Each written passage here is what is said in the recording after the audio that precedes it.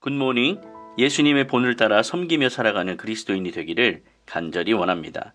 2월 15일 화요일 아침입니다. 오늘의 말씀은 요한복음 13장 1절에서 17절까지입니다. 먼저 말씀을 읽겠습니다. 유월절 전에 예수께서 자기가 세상을 떠나 아버지께로 돌아가실 때가 이른 줄 아시고 세상에 있는 자기 사람들을 사랑하시되 끝까지 사랑하시니라. 마귀가 벌써 시몬의 아들 가롯 유다의 마음에 예수를 팔려는 생각을 넣었더라. 저녁 먹는 중 예수는 아버지께서 모든 것을 자기 손에 맡기신 것과 또 자기가 하나님께로부터 오셨다가 하나님께로 돌아가실 것을 아시고 저녁 잡수시던 자리에서 일어나 겉옷을 벗고 수건을 가져다가 허리에 두르시고 이에 대야에 물을 떠서 제자들의 발을 씻으시고 그 두르신 수건으로 닦기를 시작하여 시몬 베드로에게 이르시니 베드로가 이르되 주여 주께서 내 발을 씻으시나이까? 예수께서 대답하여 이르시되 내가 하는 것을 내가 지금은 알지 못하나 이후에는 알리라. 베드로가 이르되 내 발을 절대로 씻지 못하시리이다. 예수께서 대답하시되 내가 너를 씻어주지 아니하면 내가 나와 상관이 없느니라. 시몬 베드로가 이르되 주여 내 발뿐 아니라 손과 머리도 씻어주옵소서. 예수께서 이르시되 이미 목욕한 자는 발밖에 씻을 필요가 없느니라. 온몸이 깨끗하니라. 너희가 깨끗하나 다는 아니니라 하시니 이는 자기가 팔자가 누구인지 아심이라. 그러므로 다는 깨끗하지 아니하다 하시니라. 그들의 발을 씻으신 후에 옷을 입으시고 다시 앉아 그들에게 이르시되 내가 너희에게 행한 것을 너희가 아느냐? 너희가 나를 선생이라 또는 주라 하니 너희 말이 옳도다. 내가 그러하다. 내가 주와 또는 선생이 되어 너희 발을 씻었으니 너희도 서로 발을 씻어주는 것이 옳으니라. 내가 너희에게 행한 것 같이 너희도 행하게 하려 하여 본을 보였노라. 내가 진실로 진실로 너희에게 이르노니 종이 주인보다 크지 못하고 보냄을 받은 자가 보낸 자보다 크지 못하나니 너희가 이것을 알고 행하면 복이 있으리라. 아멘. 고난주간이 되면 가정이나 교회 공동체에서 세족식을 많이 합니다. 세족식 자체는 참 의미가 있고 감동을 주는 의식입니다. 그러나 예수님의 세족식에 섬김이라는 주제 외에 혹시 살펴볼 만한 다른 메시지는 없을까요? 당시의 관습을 벗어난 예수님의 행동은 하나님의 나라의 코이노니아, 즉 교제에 대한 본보기를 우리 가운데 제시하고 있습니다. 오늘 말씀 가운데 나와 있는 이 세족식에 대한 이야기를 먼저 함께 나눠보겠습니다. 세족식은 시간적으로 예수님이 잡히시기 전날 밤 식사 시간에 행해졌습니다. 여기에 마귀가 등장하고 그 마귀는 유다에게 예수님을 팔려는 생각을 넣었습니다. 반면 예수님은 아버지께서 모든 것을 자신에게 맡기신 것과 이제 아버지에게로 돌아갈 때가 되었다라는 것을 아셨습니다. 예수님은 저녁 식사 자리에서 일어나 제자들의 발을 씻었습니다. 겉옷을 벗고 수건을 가져다가 허리에 두르고 대야에 물을 떠서 제자들 발을 씻은 후에 수건으로 닦았습니다. 이에 베드로는 당황해서 거절했고 예수님과 대화를 합니다. 베드로의 거절 앞에 주님께서 지금은 당신이 하시는 일을 네가 알지 못하지만 나중에는 알게 된다라고 하십니다.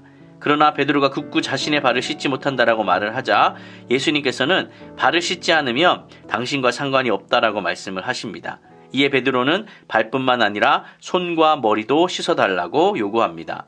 예수님은 이미 목욕한 자는 발만 씻으면 된다라고 하시고 제자들이 다 깨끗한 것은 아니다라고 하셨습니다. 먼저 이 세족식을 통해서 살펴볼 수 있는 몇 가지를 생각해 보겠습니다. 첫 번째는 베드로는 굉장히 순수한 사람이었습니다. 처음에는 아예 자신의 발을 씻기지 못한다라고 허락을 하지 않았습니다. 왜냐하면 그것은 보통 하인들이 하는 일이기 때문에 그렇습니다. 자기의 선생님이신 예수님께서 어찌 제자된 자신의 발을 씻을 수 있겠는가 하는 것이죠. 그러나 예수님께서는 발 씻는 것은 단순히 그러한 행위가 아니라 예수님과의 관계성의 문제라고 말씀을 하시죠. 그러자 이제는 베드로는 자신의 모든 것을 씻어달라고 요구를 합니다. 변덕처럼 보이지만 그만큼 자신의 스승이신 예수님을 사랑하고 존경하는 일관된 마음으로 했던 그런 말입니다. 그는 진심으로 예수님을 사랑한 사람입니다. 두 번째, 우리는 이 세족식을 통해서 유다의 악함을 발견하게 됩니다. 예수님께서 제자들의 발을 씻어주실 때 유다만 쏙 빼놓고 발을 씻어주었을까요? 그렇지 않습니다. 그도 똑같이 예수님께서 발을 씻어주셨습니다. 성경에 유다의 반응은 나오지 않지만 분명한 것은 그는 베드로와는 다르게 반응했다라는 것입니다. 유다는 종교 지도자들과 거래를 했고 어쩌면 예수님께서도 이미 그 사실을 알고 있다라고 생각했을 수도 있습니다. 왜냐하면 예수님께서 그러한 뉘앙스를 풍기는 말들을 많이 하셨습니다. 11절에도 나타나고 있지 않습니까? 이런 상황 속에서도 다른 제자들이 눈치 못한 것을 보면은 유다는 그야말로 메소드 연기를 한 것 같습니다. 자기 자신조차도 속이는 그러한 연기를 말입니다. 세 번째, 예수님의 마음을 우리가 좀 살펴볼 수 있습니다. 예수님은 육신의 몸으로는 제자들과 함께하는 마지막 밤이었습니다. 제자들과의 사이가 각별했기 때문에 그 밤은 예수님께 더욱더 특별했을 것입니다.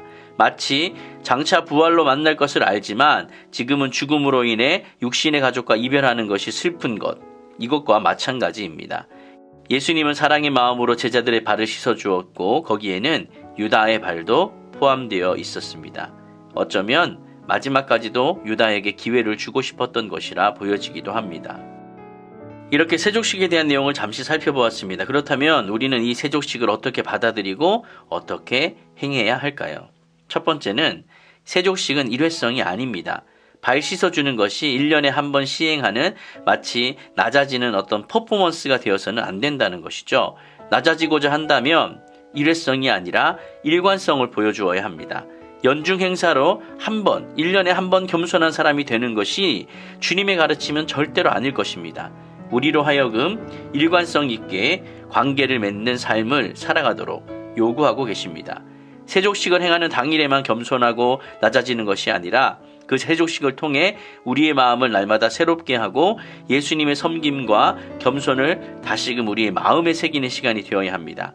행위에 집중하지 말고 그 담긴 의미와 내용에 집중해야 합니다. 그러할 때 세족식은 비로소 우리에게 큰 의미를 남겨주게 되는 것입니다. 두 번째, 세족식은 일방적이지 않습니다. 발을 씻는 것은 온몸이 깨끗해진 사람들 사이에서 행해지는 새로운 관계 맺기입니다. 일방적인 것이 아니라 상호적인 것입니다. 상관이 없었던 사람들이 상관이 있는 관계가 되는 일입니다. 무례하게 필요를 요구하거나 채워주는 관계가 아니라 겸손하게 서로를 돕는 그러한 관계가 되어야 합니다. 세 번째, 세족식은 일반적이지 않습니다. 예수님의 발 씻는 것은 당시 관습에서 굉장히 벗어난 일입니다. 어떻게 선생님이 된 자가 제자들의 발을 씻겠습니까? 원래 발 씻는 것은 종이 하는 일입니다. 그렇기 때문에 예수님이 행하시는 이 예수님의 발 씻기는 당시의 관습에서 굉장히 벗어났던 일입니다. 우리가 살아가는 이 시대는 관계성보다는 자율과 자유가 유독 강조되고 있는 시대입니다. 진짜 현실보다 가상현실 속에서 아바타를 만들어 숨어 들어가게 됩니다. 그래서 마치 자유가 더 확대되는 것처럼 보이고 자유를 누리고 있는 것처럼 보이지만 사실은 모든 것이 다 허상입니다. 참된 관계 맺기가 우리에게 진정한 자유를 가져다 줄 수 있습니다. 어떻게 보면 시대를 역행하는 듯해 보여도 참 진리가 거기에 있다면 우리는 그 걸음을 걸어야 합니다. 말씀을 정리하겠습니다. 아무런 관계가 없는 사람들끼리 함께 모여서 살아가는 일은 참 어려운 일입니다. 교회라고 해도 다르지 않습니다.